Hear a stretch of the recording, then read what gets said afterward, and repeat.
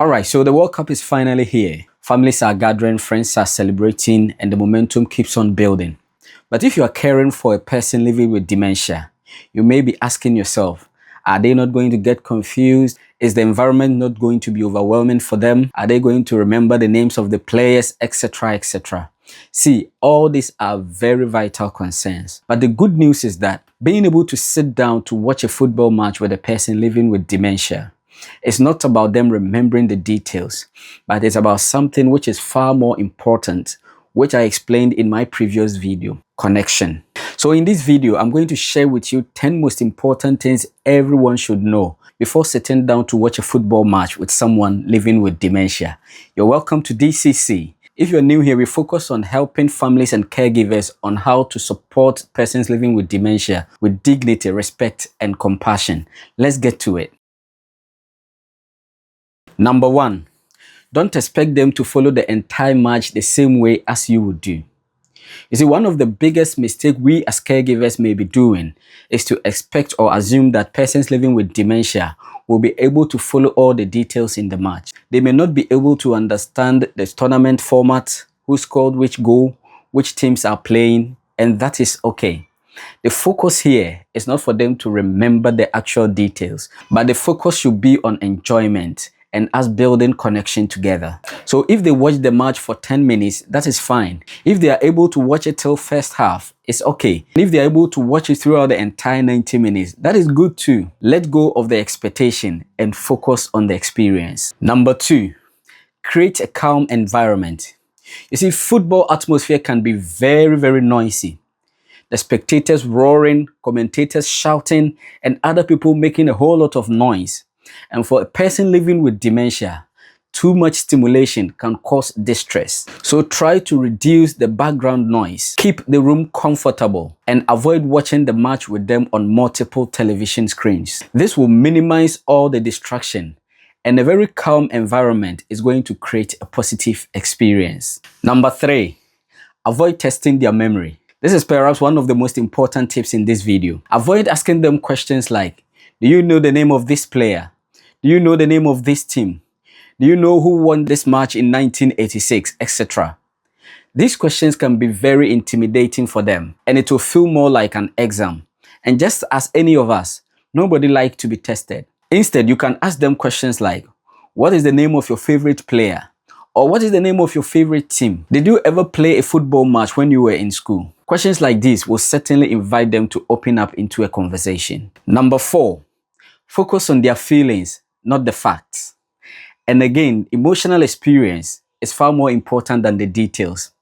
The person may easily forget the details or the score of the match just 5 minutes later, but they may still remember how the experience made them feel, which include being happy, excited, connected, etc. And these are some of the shared values that you can't afford to underestimate. Tip number 5, use football as a communication starter. You see, every moment is football gives us an opportunity to start a conversation. So again, you can ask them questions that, who was their football hero? Did you ever watch a football match with your parents?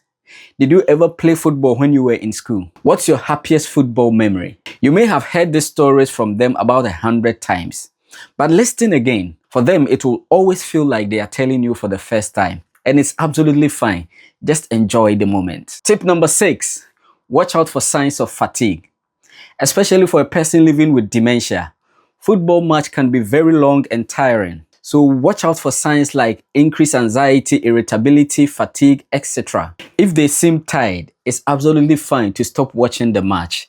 Remember, their well-being comes first, and the football match can always continue later on. Tip number 7, involve them in small ways.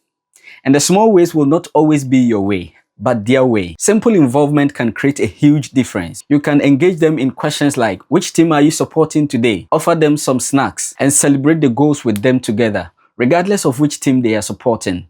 If they want to celebrate it, just move along with them. These small interactions and involvement create a huge sense of participation, and participation helps preserve their dignity. Tip number 8, don't correct every mistake. Supposing they say, this player reminds me of someone in 1978. You may be tempted to ask yourself, does it really matter? They may even say, I don't like the color of this jersey, or I don't like this team. In most cases, the conversation is very important than being right. So focus on the conversation rather than the correction. Tip number 9, use old football memories. At this point, we all are aware that for a person living with dementia, older memories are far more easier to access than the recent ones. So you can try sharing with them things like old football photos, maybe of themselves or from a family member or from a football player that they really like. Some of them may even have old photos of themselves holding some trophies. You can try sharing some of these photos with them. Some of these photos can spark an amazing conversation. Not all the time, but often enough to create a meaningful memory. And finally, tip number 10, remember what really matters. At the end of the day, football is just the vehicle. The most important thing is connection. A person living with dementia may not remember everything, but certainly they will remember the time you spent with them. They will remember your company. They will remember sitting beside you, and they will remember hearing your voice. And those moments have tremendous values. So as millions of people gather around the world to enjoy this World Cup season, I want to encourage you to think differently about what success looks like. At the end of the day, success is not about remembering every goal. Success is not about remembering all the rules. It's not about remembering which team scored what number. But it's about connection. It's about values. It's about creating a smile, a shared memory, and the feeling of belongingness. Because for someone living with dementia, those moments can mean everything to them.